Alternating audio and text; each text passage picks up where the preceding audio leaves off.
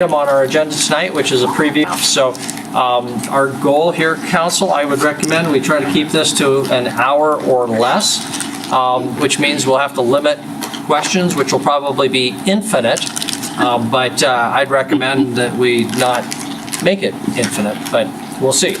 So we'll turn it over to City Administrator Kukulski. So Mayor and Council, the goal here tonight, as I mentioned earlier, is just to kind of tee up what was just handed to you. You've had electronic version just for a few days. Now you've got hard copies. For those of you on Zoom, we'll get you the hard copies, whatever the most convenient way is tomorrow, for the proposed fiscal year 2022 budget. In brief, want to at least recognize some very significant accomplishments of the last fiscal year budget. And this is grossly understated if you consider the resources that were allocated. But we spent a tremendous amount of time and effort, you did, staff did, in dozens, well, several staff meetings, several council meetings, and then dozens of community meetings to educate folks on the repeal and replace or mill levy from last year, of which we're so grateful that our citizens at a very significant margin said yes to.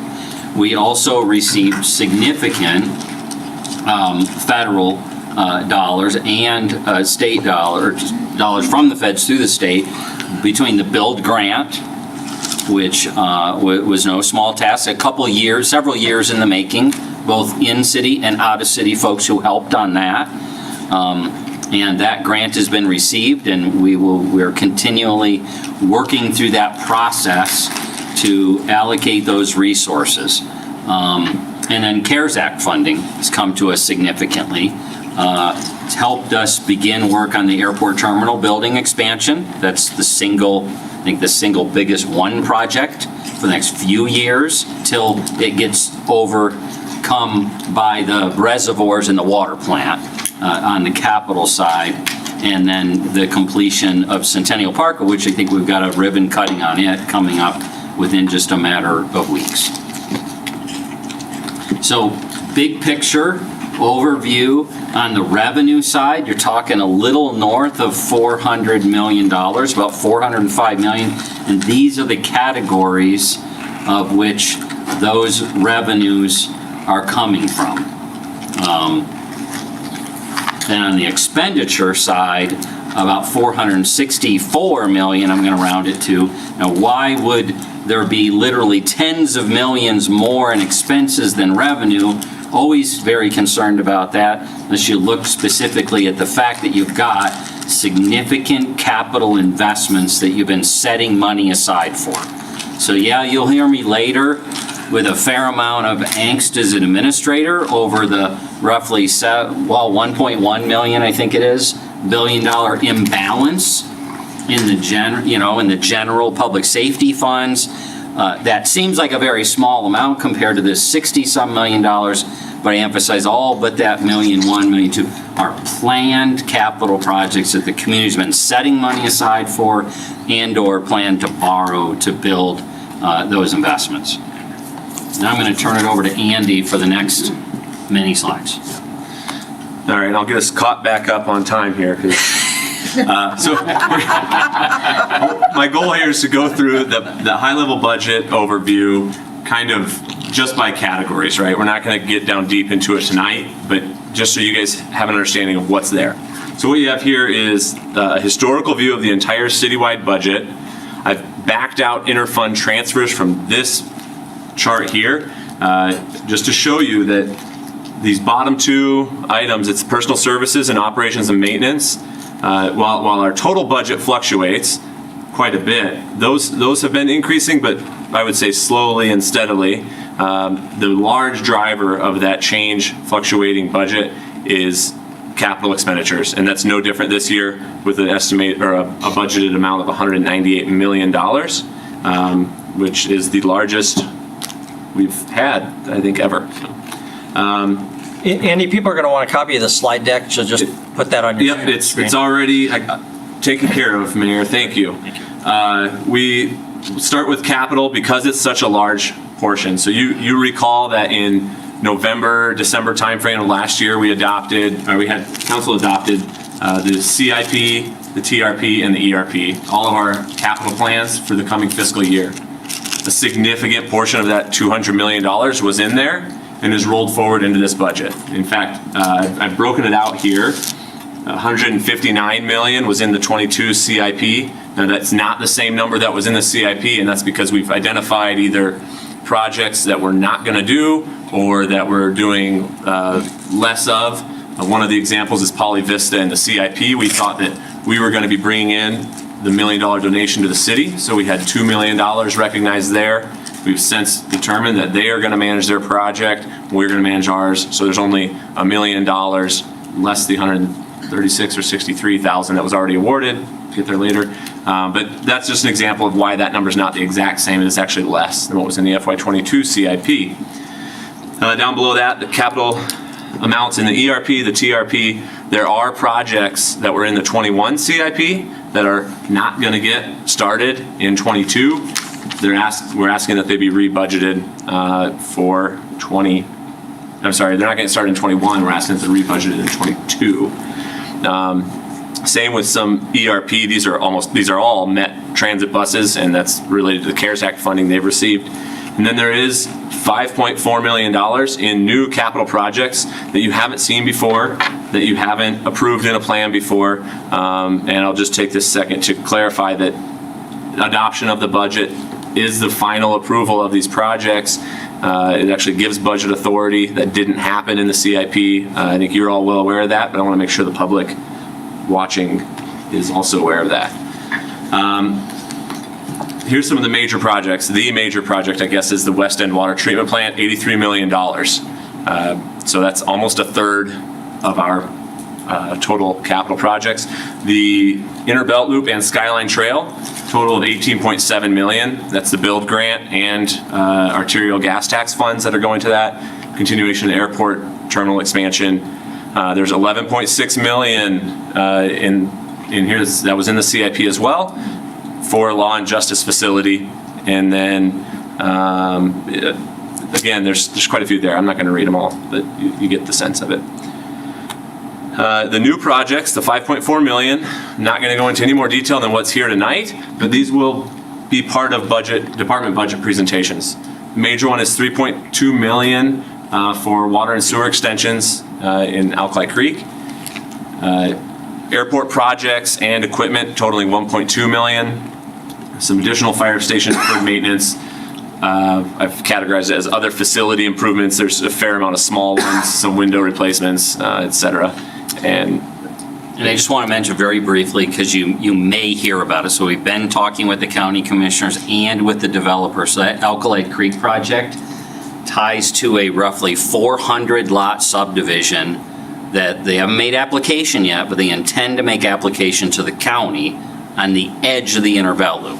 So I don't need the Inner Belt Loop to gain access. It's Alkali Creek, and we're trying to avoid that. It's every subdivision that gets built, not on utilities, makes it that much more difficult and expensive to get utilities on and around that Inner Belt Loop. So we'll talk more about that in detail that week of the 17th of May. But yeah, that'll be part of Public Works budget presentation. So that's the capital portion. On to debt service. There's $28.2 million of debt service payments here. If you recall, and in fact, just this evening, you finalized, or at your last meeting, you made the final action to refund the library bonds.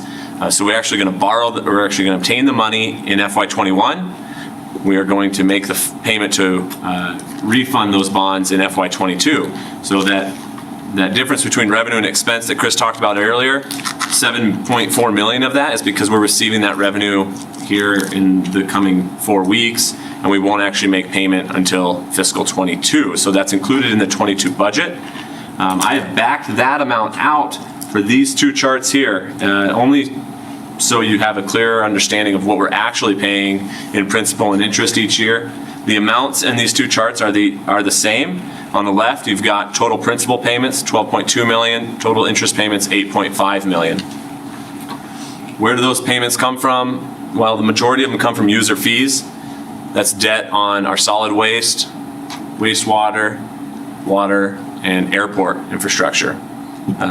We've got 2.4 million that comes from tax increment. We have bonds outstanding in all 3 districts. 2.1 million in special assessments, that's your SIDs and sidewalks primarily. And then 2.1 million in property taxes, it's the general obligation bonds. Debt service by payments by fund. Again, we're not going to go through this, but I wanted to make sure it was in there because you will have this presentation later, and I'd say that it's a more concise way to find this information if you have questions about it. Again, I've noted I backed out the 7.4 million for refunding the library because it really skews that library geo debt otherwise. So on to O&M expenses. This make up 20% of the total FY22 budget. It's an increase of $6.5 million, $6.6 million over the prior year. The major increase is an expense for the hail insurance claim and the, I guess, damage repairs for roofs, siding, and I'm not sure what else was damaged, but those are the main ones. There's 1.3 million budgeted for urban renewal projects in our tax increment funds. 850,000 for community development grant-funded community development projects. You heard a lot about that tonight from Brenda. And then we do have an increase in our insurance premiums for property and liability, but mostly in our property. We've seen 2 years, I think it's 15 to 18% each year in a row. It increases each year. Personal services, it makes up 21% of the total budget, an increase of 2.2 million. We have additional staffing requests, which you'll see here next, totaling about $840,000. We have just contracted salary and wage increases that have been bargained for at approximately $150,000. And then we do have an estimated cost of living adjustment in the budget, though the contracts have not even began negotiations yet, nor have they been settled. But we wanted to make sure we had that in here so we had a more complete picture of what we were actually assuming we're going to have for the FY22 budget. That total amount is 1.3 million spread across the entire city. I might turn it to Chris on this one.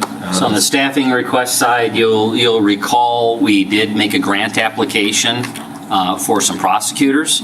So a number of those positions really tied to those grants and receiving those. And I think we have gotten, well, I don't think we have. We've gotten positive word in the process so far. So I don't think they're finalized, but the most recent step we heard from Ben earlier in the week was positive in that regard. We are proposing to move the deputy clerk from a part-time position to full-time to get us to 2 FTEs in the clerk's office. Code enforcement, this has been many years of request to get a full-time code enforcement manager and then give that other, right now we split, Nicole's half and half. Nicole's covering planning, and she's our longest, most skilled planner, and she's managing code. So this will give back full-time positions both ways.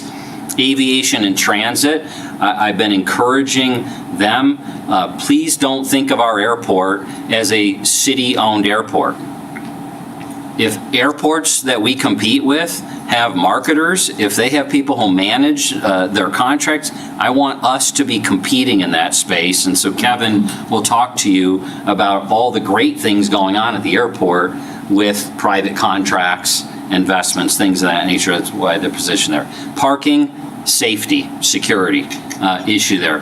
On the facility side, we're going to talk about this transition we are making. It's going to take a few years, but we literally are moving from where there was no one, well, that's not, there really wasn't. I mean, there was one position and there was a lot of separation and siloing between whether that one position really was in charge or paying attention to all of our facilities or which department was watching their facilities. So this beautiful library, our tens of millions of dollars of building assets, we now have two great professionals working there. They really need a third, and they'll show you how this is going to save us money long-term in managing these assets instead of leaving it up to a department other duties as assigned to know how to take proper care of their facilities. Maintenance worker, the rest of those are in the public works areas, and we'll talk about those based on those investments, and then those inspectors we talked a little bit about, and they may even ramp up a little bit more than this, depending upon just how quickly that TDS contract moves forward. So those are the positions we'll get in more detail on. Okay, and then this chart here, it's really easy to understand. So this is the transfers in and out. It makes up a large portion of the budget, and I've always kind of pushed it aside because it's moving money from one fund to another. We need authority to do it, but I wanted to make sure that you understood and had a resource to go to maybe help you if you had questions about that. So across the top, you've got every fund that has a transfer out, and then across the rows, I guess, are the transfers in. So take, for example, our general fund here. If we went down and we go look, the total general fund's 39.9 million transfers out. Well, where's that money go? Well, it goes 26.5 million to the public safety fund, 315,000 to attorney grants, 1.1 million to the library, and so on. And you can find this everywhere. This will tie to the whole budget. We're not going to go through it again, but I just wanted you to have that reference point should you want it later. I'm sorry, Andy, can we go back one real quick, and that is, you don't see some things here I wish you saw. Oh, sure. You don't see a public information coordinator. You don't see 19 and a half FTEs to implement the Center for Public Safety Management recommendations, and you don't see the recommendations on the quick response units that we've seen in the draft CPSM report for fire. Those we would, all the public safety ones, we hope that you will encourage us and want us to come back and talk about how are we going to advance public safety. This is pretty limited. I can point to a couple of positions, but only a couple. Those prosecutors and the code enforcement as our additional FTEs to make a dent into our public safety challenges. The bottom line is we're not going to get there significantly without another public safety discussion or, money coming out of the general fund over to other funds. Okay. Thanks, Chris. So that wraps up the very high level categorical view of our expenses for FY22. Do the same thing for revenue, but yeah, all right, we'll kick it off again. So there's $405 million, and I believe I've sorted these from largest to smallest. Try to do that. Charges for services makes up 32% of the total revenue for the city, and I've got two charts here for you to view, but basically it's by department, and then that same one, but by fund.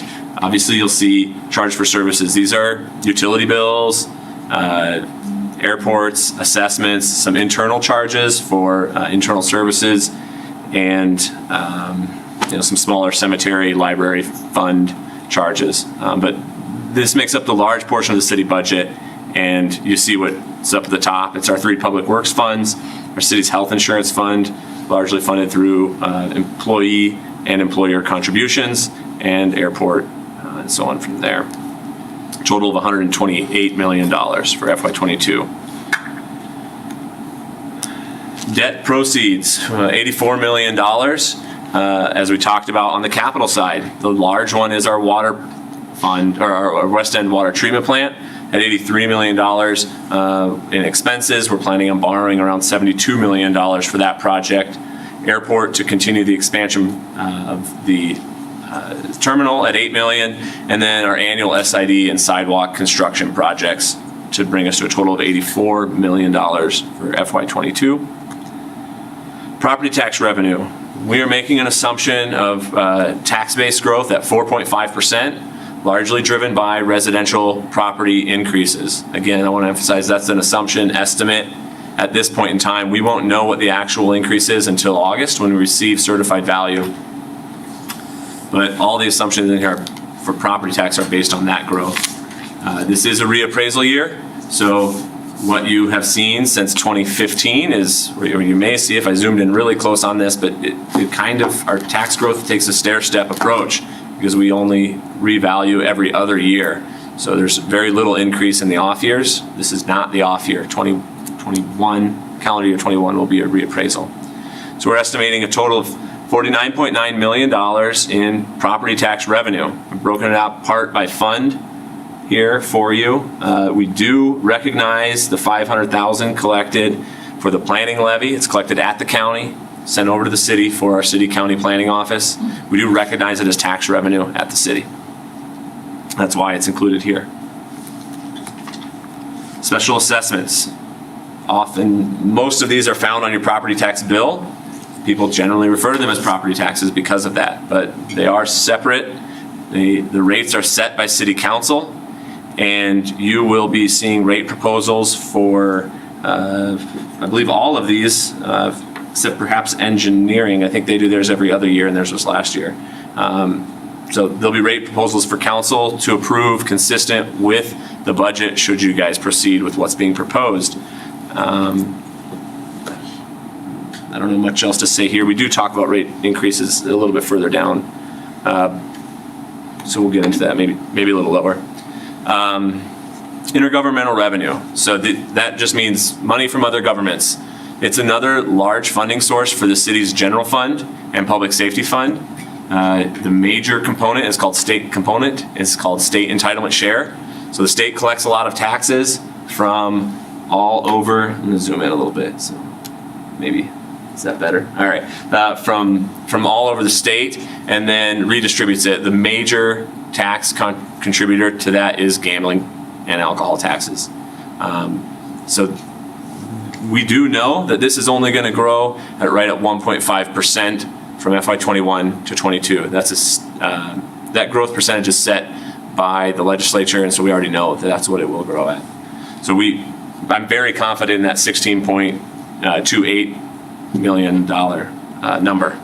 And So it's one of the areas where thankfully we do have a tax growth estimate that is exceeding inflation, because what we're getting from the state is lagging inflation. So it helps make up some of it. Certainly doesn't fully overcome us, but it's helpful in that regard. okay, yeah, thanks, Chris. There's also in our intergovernmental fund revenue from the state is where we see our gas tax revenue, our 911 fees that are collected on phone bills, and then there's some other miscellaneous state funding for our library, police, and the totals out there. I've got it by category and then here broken apart by fund. Now, this is only the state portion. For FY22, there's a substantial federal portion of intergovernmental funding. Chris refers to this as the hockey stick, which We wish this was our business, right? You like hockey sticks when your stock value is doing this. You know, there's been a lot of comments about grants. Welcomed. But please remember, not 24 months ago, these were 18 months ago. Federal money flowing into the city was consistently less and less. And there was consistently less and less money coming from appropriations or the whole grant game. That's changed substantially. The question will be, is it only going to change for 24 or 36 months and go right back? It would be easy for me to say in hindsight, yeah, I wish we had 2 grant writers, grant analysis, and all these people on our staff, but there isn't. And primarily, we haven't, because there haven't even been access to very much money. So I think we all need to be sensitive to that reality as we see what is going to happen at the national level. Is it going to be short-lived, or are there going to be long-term opportunities that we would be wise to invest in resources at the local level so that we can take advantage of more opportunities? Right now, every director's doing it as additional duties is assigned, of course they would be. But they don't have anybody full-time that's just focusing on, hey, what are my grant opportunities? So. Yeah. One thing I want to point out is the asterisk there. This does not include anticipated American Recovery Plan dollars that are coming through state and local recovery funds. We estimate that at $16.4 million. It is not in here. We talk about why a little bit later. And then the HUD funds that Brenda talked about tonight, and I don't recall what her number was, at $1 million or $2 million, but a fair amount coming in that's not here. So this number's going to go higher. We know it. We just need to work with you guys on setting up the plan going forward. Probably the last emphasis, you've heard it, I'll say it again, it's one-time money. Ideally should be invested in one-time expenses. Anything you spend it on that gets you a forever deal, we're going to have to find ways to fund, and with your hard mill levy caps, it's a hard thing to do. So this is the federal funding, again, by department on the left, and I'm sorry, that is actually by fund on the left, and then by department and granting agency on the right. The major portion for FY22 is the build grant, which we are anticipating collecting and spending in FY22. Oh man, we got to get done a minute ago. And then the airport and transit grants, they'll continue to get some CARES Act funding that's been awarded, but there's a drawdown, and so we anticipate them doing that this year through major capital expenses. All right, we're close. General fund and public safety. This is, again, a significant topic that we discuss each year, and so we gave it its own section. I don't really have anything to add here, Chris. I don't know if you want to, other than fire and police, again, major. As they should, they are going to make up the lion's share. These are where most of your property tax dollars are. This is where, over 20-some years, this is where most elected officials spend their time. In this area, and with our public safety challenges, I would expect most of our debate to be around how do we deal with and how do we increase our investments here. One thing I'll add here, the non-departmental, that's very big this year. So what's not included here is the transfer from general fund to public safety, because it really skews that for this graph here. That non-departmental amount includes the 11.6 million capital to go to a construction fund for the Law and Justice Center. So that is large this year, one-time capital. There's also an additional almost 2 million in the fire department for planned capital expenses as well. Here it is in number format, 77.6 million.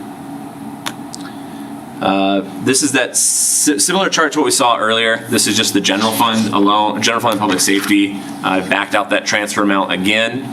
Substantial portion of the expenses in there are personnel, right? We've got a lot of firefighters, a lot of police officers. There's a lot of staff in the general fund and public safety. That's what makes up this bottom blue section is our personal services, and our operations and maintenance. But for the Law and Justice Center and City Hall, it's a complete opposite of what you're seeing on the capital side for public works. There you got literally tens of millions in capital investment, very small overhead, personnel cost. General fund, exactly the reverse. It's mostly person. You don't provide law and public safety services without people. People are who do those jobs. And there's some capital, but this year, a good spike to try to deal with the facility issues. Remember a year ago or 14 months ago, in the overall public criminal justice needs, get a significant amount there for debt to ask the voters to deal with the facility issues. We actually think today we're going to be able to deal with that with cash, save them long-term, that debt and those tax dollars, and focus on the personnel side. Yeah. And before we go, will you be able to talk about the Stillwater building, maybe? Yeah, I'm sorry. We can get you an update on where we are with Stillwater. Yep. Kevin's got a full presentation ready for that. Under 30 minutes. So this is, you've all seen this slide before. I'll walk through it slowly. There's a lot on it. Last year, we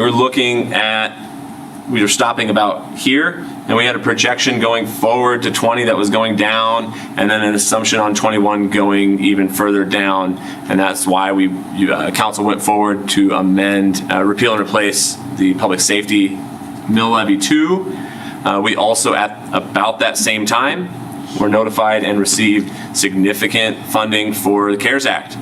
So the combination of those two changed this direction. The major one is the CARES Act. We received almost $20 million in our public safety fund for CARES Act funding. So that really drove our one-time revenue way up. As Chris just talked about, one-time expenses are following. Our revenue is going down because we don't anticipate significant one-time revenue this year. The chart down here is our ending fund balance, is the full green bar. The blue mark is the recommended minimum, still about $13 million for that blue mark. But you see our fund balance obviously goes way up, have a lot of cash on hand right now from the CARES Act funding and proposing to use it for one-time expenses in FY22. So what I've tried to do, I've identified one-time revenues and expenses that are in the budget that you should consider, that you should at least know about. That way when we're talking about long-term operating costs of the general fund and public safety, you're not thinking it always looks like this, because it doesn't always look like that. There's one-time transfer in revenue to the general fund from the SID revolving fund. The SID revolving fund is what's used to back our SID bonds, and we do set aside money in there every bond sale, and it is to secure those bonds. IRS says we can't have more than 15% of the total outstanding bonds in that fund. Otherwise, we put at risk the tax exemption of the bonds. So the state of Montana says you can do two things. You can pay debt with it or put it in your general fund. So we are bringing that value down to 15% of our debt by putting it into the general fund. That's the one-time revenue. One-time expenses, we talked about transfer out of $11.6 million for law and justice. $1.5 million is in the FY22 CIP for the fire station, land purchase and design. An additional $450,000 in capital outlay for deferred maintenance. $138,000 for vehicle purchases, and additional ERP expenses. With some of those positions, code enforcement supervisor comes a vehicle, so there's some additional vehicle expenses there as well. And then $33,000 for capital improvements to mostly the senior center. I believe it's windows and furniture and equipment inside. But again, Parks Department will talk more about that as part of their budget. So that's our one-time items that we want to back off when we're thinking about long-term about the general fund and public safety fund. So what does it look like if we back that off? Well, those lines get a lot closer together. We get rid of that one-time grant money, get rid of these one-time expenses. We still have a funding gap, $1.2 million in the proposed budget.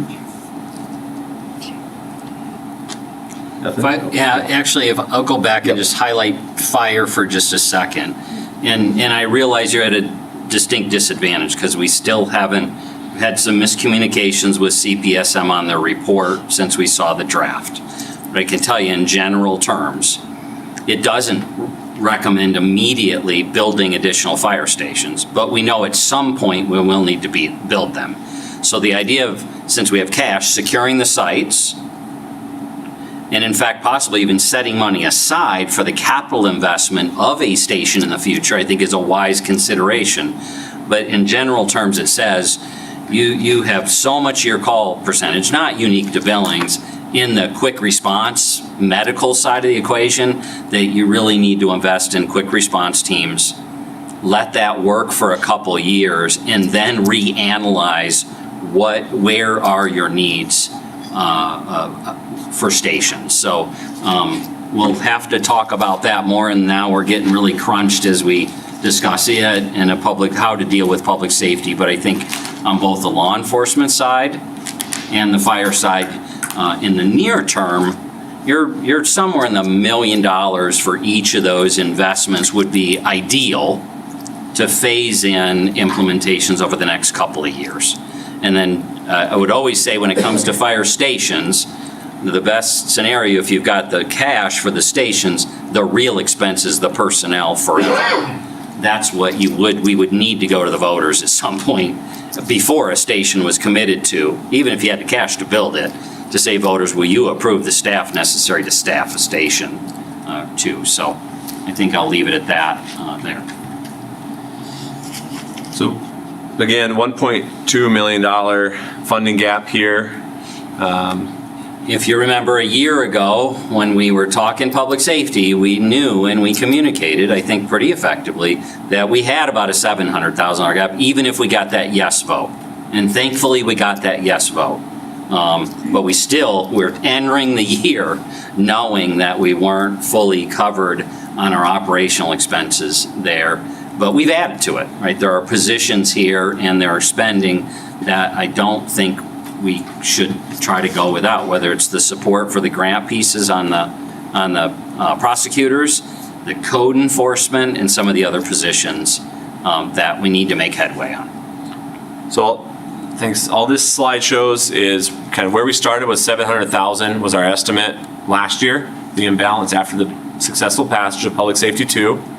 We had a little increase in property values, higher than what we had estimated, so that brought it down to about 575. We got our new tax revenue coming in, so I've reduced it, and then... That's that 4.5% Yeah, sorry. estimate that Andy talked about earlier. Yep, and then, so how do we still get to 1.2 million? Well, there's cost of living adjustments, the general fund public safety portion, about 730,000. Insurance expense, primarily out of our general fund and public safety, 600,000. Last year, we held a lot of internal charges flat. We got 12 months ago, right? We were just going into the start of the pandemic, and the recommendation from staff, or to staff, and also ultimately to council, was that we keep rates flat, and we actually recommended holding back on the mill levy and all of our utility rate stuff, if you recall, last year. Well, our internal charges, we did hold flat to help try to keep some of the operating costs consistent. So there's a pretty good catch up this year. The new staffing requests that you saw earlier, 238,000 in the general fund. Anticipated increases in fuel. We are pretty fortunate to have low fuel prices last year. We don't think we'll continue to see that quite the same this year. And then those contracted salary and wage increases at 152,000. That largely rounds out the 1.2 million. So I'm sorry, two things I should have hit on here, and he was slow to the, so cost of living adjustment. It'd be nice if we didn't have to do that from a purely accounting bottom line. Just like most private companies in this town, it is difficult to hire. We are having a challenge hiring qualified people in many positions across the city. So to say we're not going to keep up with inflation on wages is not going to help me retain and recruit top-notch talent to run the organization. Secondly, that insurance expense, that came with all the claims on hail. We could have avoided that, arguably, by not doing the $4 million of improvements by the hail damage. But that's not how you run facilities, in my opinion, that are worth tens of millions of dollars. You don't not make a hail claim on your roof when the hail damage ruined your roof. So we did unfortunately see, not too surprising, the market drive up our insurance. I mean, that insurance increase of $600,000 is real money. Yeah. What's the deductible? So help me. I mean, we do that. It's 50,000 on our property, is that correct? And 100? We will analyze and we always do, where's the sweet spot? Because we're largely self-funded, but then we have some insurance too. So. Yeah, I would, we'll make sure and have that info in HR's here to present in more detail. Also. So out of 4 million, they paid you $3,900,000. Excuse me, Mr. Mayor, I cannot hear Councilmember. So the question was, of the 4 million, and I'm rounding that number, about how much of that did we have to cover out of our deductible? Was it 100,000 deductible and 3.9 and things? We can report back to you when we present that budget for facilities. We'll be prepared to be specific about where did we end up there. And then we analyze too. If we raise our deductible 10,000, what will that save us? Or 20,000 or 50,000, what will that save us? And what's our risk there? So. Does the bus increase included in this chart? Say that again. Hey guys, I think we should just go ahead. Let's Yep. finish the presentation and then Okay. we can talk about questions. Otherwise, we may never So get to the end here. It's we are almost- really rounding it out here, I promise. These are the final few slides. The impact of the homeowner, the proposed budget assumes, of course, no increase in our mill levy cap because we're at the cap. There is an assumption for a reduction in our general obligation debt because of increased property tax growth. We don't need to levy as many mills. We can reduce the number of mills levied. This is all assuming a median valued home, which is $217 this year. So a property tax reduction of $1.44 per year. Residential annual special assessments. Everybody in the city has all 4 of these, and you may have a light district, park maintenance district, SID, some of the other smaller districts. These are all citywide. Park District 1 The recommendation is to not change the taxable, the assessment amount, which is on a taxable value basis. It's 1.4%, so there would be no change from the prior year. Street maintenance district, arterials, and storm all have a small increase, and I didn't write it down, but it's right around 2 to 3% for each, making it about $4.84. Utility bills, you guys discussed that just last Monday, and there's adjustments here based upon that discussion. $317 per month for water and $66 per month for wastewater. Solid waste is still undergoing its rate study.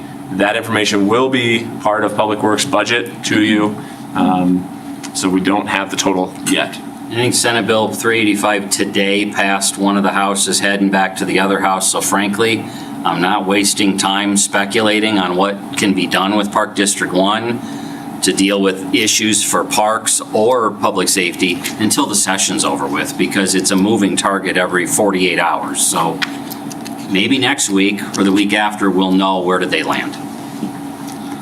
So this next slide, people would say, well, our property value went up, so my taxes went up, and that's true.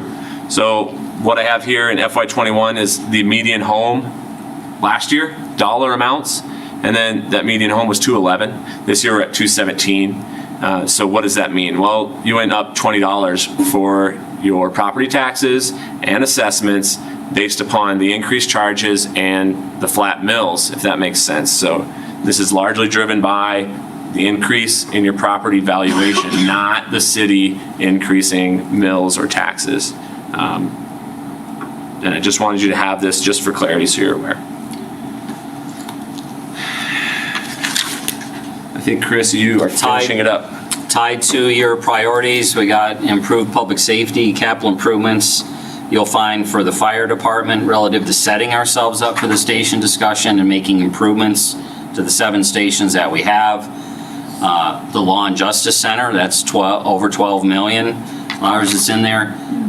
Some additional staffing for domestic violence and code enforcement, but unfortunately a long, long way away. There's just no way to do it without the same discussion we had a year ago. It really is not rocket science when it comes to what are your choices on where can you make substantial investments. I wish they were greater in public safety. I think we need to come back with some guidance from you guys as to where you want to go in that regard for options for public safety. What's not in the budget? As Andy said, the American Rescue Plan dollars, those are in anticipation. Rules are not on them, and the dollars haven't been received yet. Long-term park funding, I kind of referenced that earlier. Why speculate? We're just days away from the session being over. And then public safety, mill levy, CPSM recommendations, I think are critical to the conversation going forward. Folks can get all of this. Yeah. So the budget is online right now. If you go to the city's website, you could type that in. It's long. I'll maybe come up with a shorter one for a later email or something. But you can go to the city's finance department that says annual budgets and financial reports. Click on that, and it's all there. This presentation is not yet online, but it will be on the main finance page tomorrow morning. And that's all I have. There are some. Yeah, there is one. Yeah, I might as well go for the next one. I'll just admit it. All right, I'm aware of one problem that's in your budget book. It's in the proposed budget book, and it's related to the changes you guys made a week or two ago with respect to the sidewalk trail funding discussion that was had. The individual fund pages in the budget are correct. There's a summary pages at the front, pages 20 to 38, that do need to be changed to reflect the changes you have on the screen here. Summary of it increases your revenue by $310,000 and your expenses by $310,000. Again, the individual fund pages in the Public Works Department are correct. They do represent these changes. The summary pages at the front do not. So this will be a discussion in the future. We'll bring it as part of the adopted budget, but just so you're aware. And I'll go back to that. Andy, you did make some changes in the format of the budget. Oh, sure. That I think are worth mentioning so that as you work your way through it, Yeah, so I'm just going to pull up the table of contents. It switches over, good. We'll walk through it briefly. I did change the layout a little bit based upon some recommendation from, or feedback from council last year. This will only be for the proposed budget. The adopted budget book will stay the same. The introduction, there's a 2019 page letter in there that summarizes a lot of this presentation and I think goes into pretty good detail. That I would recommend reading starting there. The summary pages, these are the summary pages of all funds that make up the total $400 and some million budget. Again, they do need to be updated for those three funds, gas tax, street maintenance, and sidewalk. Then I have the fund listings, just so it might help you later. Every fund listed first by department, so what departments make up the public works, what funds make up the public works department, and et cetera. And then I have the funds listed by name. So that should help you on this next section where we have the entire budget broken up by department. And we had that last year, but what I've done this year is I've just taken the funds that apply to that department and thrown them in right behind it. So if you want to read about the Parks Department, it is all right there. You don't have to go anywhere else. The general fund's in there, PD1, PMDs, all the park programs, etc. So it is that layout there. You won't find the individual funds anywhere except in the departments themselves, and that's where that fund listing by department will be helpful if you're wondering, where's the general fund? Well, it's all over, but go there. It'll tell you what departments you can go find the general fund at. Okay, is that the end of the presentation? Sorry. Okay, no, thank you. Right on time. All right. Yeah. Council, it's now 11:01. Here's what we're going to do. I don't want to keep you here if you're all dying. Everybody pretty much has to go to work in the morning, including our city attorney, who's got to be in court all day tomorrow, and our city administrator, and many of the council members and others who have to get to work. So I'm going to take a little vote, and we're going to have a hand raise for those. First, the question will be, do you want to just go home, and we'll adjourn? And we've had the presentation. And no, and then the second vote will be who wants to go through a round of one question from one person each, and that'll be the other option. So, and then if we finish those and you guys want to keep going with another round of one question, and I'll just start with Ward 1 and we'll go to Ward 5 and give everybody an opportunity to ask a question if that's your preference. So, do you understand that? Again, vote first will be who wants to go home and adjourn, and then the second will be a vote who wants to ask a series of questions, one question each, starting at Ward 1. I make a motion to adjourn. Second. Do we need Kevin to respond about the Stillwater building first, Bill? Yep. Well, if the vote is to ask questions. Yep. So yeah, if you want to go home, raise your hand, and we'll see if we got a majority for that. We've got 1, 2, 3, 4, 5, 6. We're done. We're adjourned. You appraiser has got one of the appraisals on the Stillwater building?